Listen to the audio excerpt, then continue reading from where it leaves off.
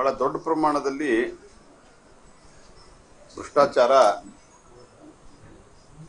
ಆಗಿದೆ ಅನ್ನೋದು ಮೇಲ್ನೋಟಕ್ಕೆ ಕಂಡು ಬರ್ತಾ ಇದೆ. 2017ರಲ್ಲಿ ಈ ನಿರ್ಣಯಗಳಾಗಿದೆ. ಅಂದ್ರೆ ಅವತ್ತೇ ಅವರು ಈ ಒಂದು ಲ್ಯಾಂಡ್ಗೆ 50% ಇವರಿಗೆ ವಾಪಸ್ ಲ್ಯಾಂಡ್ ಕೊಡಬೇಕು ಅಂತ ಅನ್ನುವಂಥದ್ದು, ಸೈಟ್ಗಳನ್ನು ಕೊಡಬೇಕು ಅನ್ನುವಂಥ ತೀರ್ಮಾನ ಆಗಿದ್ದು 2017ರಲ್ಲಿ. ಮುಂದೆ ಅದನ್ನು 2021ರಲ್ಲಿ ಕೊಟ್ಟಿದ್ದಾರೆ. ಸೊ ಇದು ಸಂಪೂರ್ಣವಾಗಿ ಸಿದ್ದರಾಮಯ್ಯನವರ ಗಮನಕ್ಕೆ ಇದ್ದೇ ಆಗಿರುವಂಥ ಒಂದು ಬಹುದೊಡ್ಡ ಹಗರಣ. ಹಾಗಾಗಿ ಈ ಹಗರಣದಲ್ಲಿ ಬಹಳ ದೊಡ್ಡದಾದಂಥ ಆರೋಪ ಇರೋದು ಸುಮಾರು 4,000 ಕೋಟಿ ರೂಪಾಯಿದಷ್ಟು ಓವರಾಲ್ ಅವ್ಯವಹಾರ ಆಗಿದೆ ಅಂತ. ಹಾಗಾಗಿ ಇಲ್ಲ ಬಿಜೆಪಿ ಕಾಲದಲ್ಲಿ ಕೊಟ್ಟದ್ದು ಅಂತ ಹೇಳಿ ನಿಮಗೆ ಡಿಸಿಷನ್ ಆಗಿದ್ದು 2017ರಲ್ಲಿ ಅವ್ರಿಗೆ ಕೊಡಬೇಕು ಅಂತ. 2017ರಲ್ಲಿ ಯಾರು ಮುಖ್ಯಮಂತ್ರಿ ಇದ್ರು ಮತ್ತು ಎಲ್ಲ ಅವ್ಯವಹಾರಗಳು ನಡೆದು 2014ರಿಂದ 2013ರಿಂದ 2018ರ ಮಧ್ಯದಲ್ಲಿ ಹೆಸರಿಗೆ ಮಾಡಿಕೊಟ್ಟಿರೋದು 2021ರಲ್ಲಿ ಮಾಡಿಕೊಟ್ಟಿರ್ಬೋದು. ಅದು ಆಯಾ ಲೋಕಲ್ ಲೆವೆಲ್ದಲ್ಲಿ ಆಗ್ತದೆ. ನೀವೇನೂ ಮಾಡಿಲ್ಲ ಅಂದ್ರೆ DC ವರ್ಗಾವಣೆ ಯಾಕೆ ಮಾಡಿದ್ರಿ? ತರಾತುರಿಯಲ್ಲಿ DC ಅವರು ಪತ್ರ ಬರೆದಿದ್ರು, 15 ಪತ್ರಗಳನ್ನು ಬರೆದಿದ್ರು. ಇಲ್ಲಿ ಬಹಳ ದೊಡ್ಡ ಪ್ರಮಾಣದಲ್ಲಿ ಗೋಲ್ಮಾಲ್ ಆಗ್ತಾ ಇದೆ, ಅವ್ಯವಹಾರಗಳು ನಡೀತಾ ಇದೆ.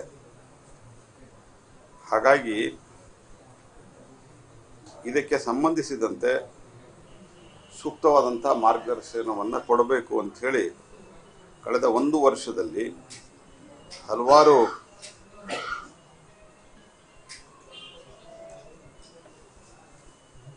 ಪತ್ರಗಳನ್ನು, ಅವರು 15ಕ್ಕೂ ಹೆಚ್ಚು ಪತ್ರಗಳನ್ನು ಬರೆದಿದ್ದಾರೆ. ಹಾಗಾಗಿ ಇದರಲ್ಲಿ ಸಿದ್ದರಾಮಯ್ಯನವರು ಅವರ ಮಗ ಮೇಲ್ನೋಟಕ್ಕೆ ಅವರ ಅನುಮತಿ ಇರಲಾರದೆ ಮುಖ್ಯಮಂತ್ರಿ ಹೇಳಿದ್ದಾರೆ, ನಮ್ಮ ಲ್ಯಾಂಡ್ ವಶಪಡಿಸಿಕೊಂಡಿದ್ರು, ಅದಕ್ಕೆ ಕೊಟ್ಟಿದ್ದಾರೆ. ವಶಪಡಿಸಿರುವಂಥ ಲ್ಯಾಂಡಲ್ಲಿ ನಿಮಗೆ ಕೊಟ್ಟಿರುವಂಥ ಜಾಗ ಎಲ್ಲಿ? ಎಷ್ಟು ಅಜಗಜಾಂತರವಾದಂಥ ವ್ಯತ್ಯಾಸ ಇದೆ ಅದರಲ್ಲಿ. ಹಾಗಾಗಿ ಇದು ಸ್ವಂತಕ್ಕೆ ಲಾಭವನ್ನು ಮಾಡಿಕೊಳ್ಳಿಕ್ಕೆ ಬಹಳ ದೊಡ್ಡ ಪ್ರಮಾಣದಲ್ಲಿ ಮಾಡಿರುವಂಥ ಬಹುದೊಡ್ಡ ಹಗರಣ ಇದೆ. ಹಾಗಾಗಿ ಇದನ್ನು CBI ತನಿಖೆಗೆ ಒಪ್ಪಿಸ್ಬೇಕು.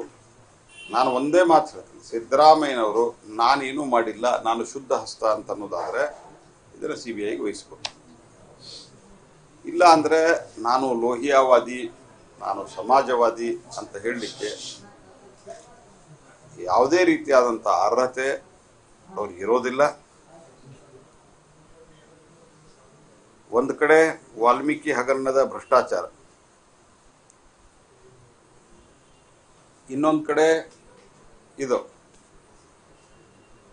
ಏನು ಕಾಂಕ್ರೀಟ್ ಎವಿಡೆನ್ಸ್ ಇರಲಾರ್ದೆ ಇವತ್ತಿಗೂ ಸಹಿತ 40% ಸರ್ಕಾರ ಅಂತ ಹೇಳಿದ್ರ ಬಗ್ಗೆ ಯಾವುದೇ ರೀತಿಯ ಎವಿಡೆನ್ಸ್ಗಳು ಎಲ್ಲಿಯೂ ಕೊಟ್ಟಿಲ್ಲ. ಅವರು BJP ಅವತ್ತಿನ ಬೊಮ್ಮಾಯಿ ಅವರ ಸರ್ಕಾರದ ಮೇಲೆ ಆರೋಪ ಮಾಡಿದ್ರು. ಯಾವುದೇ ರೀತಿ ಕೋರ್ಟ್ನಿಂದ ಮಾನಹಾನಿ ಕೇಸ್ ಹಾಕಿ ಅವ್ರ ಮೇಲೆ ಇವತ್ತು ವಾರಂಟ್ ಆಗಿ ಬಂದಿದ್ರು ಅವರೆಲ್ಲ. ಅಲ್ಲಿ ಕೂಡ ಬೇಲ್ ತಗೊಂಡೋಗಿದ್ದಾರೆ. ನಾವು ಹೇಳಿದ್ದಕ್ಕೆ ನಮ್ಮ ಕಡೆ ಸಾಕ್ಷಿಗಳಿದ್ದಾವೆ ಈ ರೀತಿ ಹೇಳಿಲ್ಲ. ಆದರೆ ಇವತ್ತು ಸಾಕ್ಷಿ ಸಮೇತವಾಗಿ ಸಿಕ್ಕ ನಂತರವೂ ಸಹಿತ ಈ ಎರಡೂ ಹಗರಣಗಳಲ್ಲಿ ಮುಖ್ಯಮಂತ್ರಿಗಳ ಪಾತ್ರ ಇದೆ ಅಂತ ಬಲವಾದ ನಂದು ಆರೋಪ ಇದೆ. ಹಾಗಾಗಿ ಈ ಎರಡನ್ನೂ ಅವರು CBIಗೆ ಕೊಡ್ತಾ ಇಲ್ಲ. ಲಿಮಿಟೆಡ್ ಬ್ಯಾಂಕ್ ಟ್ರಾನ್ಸಾಕ್ಷನ್ ಬಗ್ಗೆ CBI ನನಗೆ ಗೊತ್ತಿರೋ ಮಾಹಿತಿ ಪ್ರಕಾರ CBI ಲಿಮಿಟೆಡ್ ಬ್ಯಾಂಕ್ ಟ್ರಾನ್ಸಾಕ್ಷನ್ ಆದಂಥ ಅವ್ಯವಹಾರಗಳು ಅದರ ಬಗ್ಗೆ CBI ನೋಡ್ತದೆ. ಉಳಿದಂತೆ overall no it is anything above 10 crore. ನನಗೆ ಈಗ ಸದ್ಯ ಅದು ಫಿಗರ್ ನೆನಪಿಲ್ಲ. 10 crore. ಆ 10 crore ಅಬೌವ್ ಇದ್ದದ್ದು ಯಾವುದೇ ಹಗರಣಗಳು ನಡೆದ್ರೆ ಅದು ಸಾಮಾನ್ಯವಾಗಿ CBI ಕೊಡ್ತದೆ.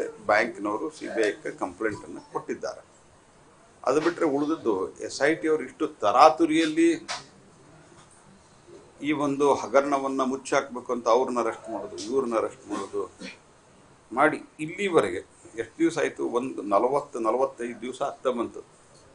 ಇವತ್ತು ನಾಗೇಂದ್ರಗೆ ನೋಟಿಸ್ ಕೊಟ್ಟಿದ್ದಾರೆ. ಅಂದರೆ ಎಲ್ಲವೂ ಸೆಟಲ್ ಮಾಡಿಕೊಂಡು ಸೆಟ್ರೈಟ್ ಮಾಡಿಕೊಂಡು ಮಾಡಿ ಅವ್ರಿಗೆ ಅವಕಾಶವನ್ನು ಕೊಟ್ಟು ಬೇರೆ ಯಾವುದಾದ್ರೂ ಪಾರ್ಟಿಯ MLA ಅಥವಾ ಈ ರೀತಿ ಎಲ್ಲರೂ ಒಂದು ಸ್ವಲ್ಪ ಇನ್ವಾಲ್ವ್ ಆಗಿದ್ದರೆ ಸಿದ್ದರಾಮಯ್ಯನವ್ರು ಏನು ಮಾಡ್ತಿದ್ರು ಇಷ್ಟೊತ್ತಿಗೆ?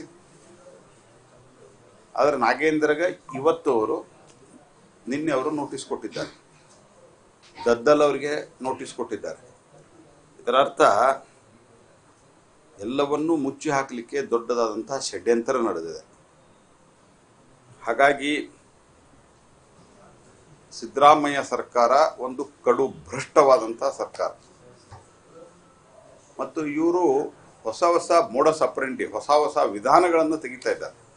ಮೂಡಾದ್ದು ಮತ್ತು ವಾಲ್ಮೀಕಿ ಬೋರ್ಡದ್ದು ಇವುಗಳನ್ನು ಹೊಸದಾಗಿ ತೆಗಿತಾ ಇದ್ದಾರೆ. ಅಂದರೆ ಹೊಸ ವಿಧಾನಗಳು. ಯಾಕಂದ್ರೆ ಯಾವುದೇ ರೀತಿಯಾದಂಥ ಅಭಿವೃದ್ಧಿ ಕೆಲಸಗಳು ನಡೀತಾ ಇಲ್ಲ. ಯಾಕಂದ್ರೆ ಬೋಗಸ್ ಗ್ಯಾರಂಟಿ ಹೆಸರಿನಲ್ಲಿ ರಸ್ತೆಗಳು, ಆಸ್ಪತ್ರೆಗಳು, ಯಾವುದೇ ಆಸ್ಪತ್ರೆಗೆ ಕಟ್ಟಡಗಳು, ಬಸ್ಗಳಿಗೆ ಶಕ್ತಿ ಯೋಜನೆಯಲ್ಲಿ ಬಸ್ಗಳಿಗೆ ಏನು ಫ್ರೀ ಅಡ್ಡಾಡ್ತಾರೆ ಅದಕ್ಕೆ ಕೊಡಬೇಕಾದಂಥ ಸಬ್ಸಿಡಿ ಹಣದಲ್ಲಿ 1/3 ಕೊಟ್ಟಿಲ್ಲ. NW KSRTC ಇರ್ಬೋದು, KSRTC ಇರ್ಬೋದು, ಅದು ಇನ್ನೊಂದು ಬಳ್ಳಾರಿ ರಾಯಚೂರದಲ್ಲಿದೆ KRTC ಇರ್ಬೋದು. 1/3 ದುಡ್ಡನ್ನು ಮಾತ್ರ ಬಿಡುಗಡೆ ಮಾಡಿದ್ದಾರೆ ಅನ್ನುವಂಥ ಸ್ಥಿತಿ ಇದೆ. ಅಂದರೆ ಸರ್ಕಾರ ದಿವಾಳಿಯತ್ತ ಹೋಗ್ತಾ ಇದೆ. ದಿವಾಳಿಯ ಸರ್ಕಾರದಲ್ಲಿಯೂ ಲೂಟಿ ಹೆಂಗೆ ಮಾಡೋದು ಅಂದರೆ ಮನೆಗೆ ಬಣವಿಗೆ ಅಥವಾ ಬಣವಿಗೆ ಬೆಂಕಿ ಹಾಕಿ ಯಾವ ರೀತಿ ಸಿಗರೇಟ್ ಅಥವಾ ಚುಟ್ಟ ಹಚ್ಚೋದು ಅನ್ನೋದು ಕಲಿಬೇಕಂತಂದ್ರೆ ಅದು ಸಿದ್ದರಾಮಯ್ಯನವರಿಂದ ಕಲಿಬೇಕು. ಈ ರೀತಿ ಹೊಸ ವಿಧಾನಗಳನ್ನು ಹುಡುಕಿ ಕರಪ್ಷನ್ ಮಾಡಿ ಪಾರ್ಟಿಯ ಮತ್ತು ತಮ್ಮ ಒಂದು ಜೇಬನ್ನು ತುಂಬಿಸ್ಕೊಳ್ತದೆ. ಇದರ ಪರಿಣಾಮ ಏನಾಗಿದೆ? ಗ್ಯಾರಂಟಿ ಯೋಜನೆಗಳ ನೆಪದಲ್ಲಿ SCP TSP ಹಣ ನೀವು ಹೇಳಿದ್ರ ನಾವು ಗ್ಯಾರಂಟಿ ಕೊಡಬೇಕಾದ್ರೆ ನಾವು SCP TSP ಹಣವನ್ನು ಬಳಸ್ತೀವಿ ಅಂತ. ಈಗ ಗೃಹಲಕ್ಷ್ಮಿ ಯೋಜನೆಗೆ 7,881 ಕೋಟಿ ರೂಪಾಯಿ SC SP TSP ಹಣ ಉಪಯೋಗ ಮಾಡಿಕೊಂಡಿದ್ದಾರೆ.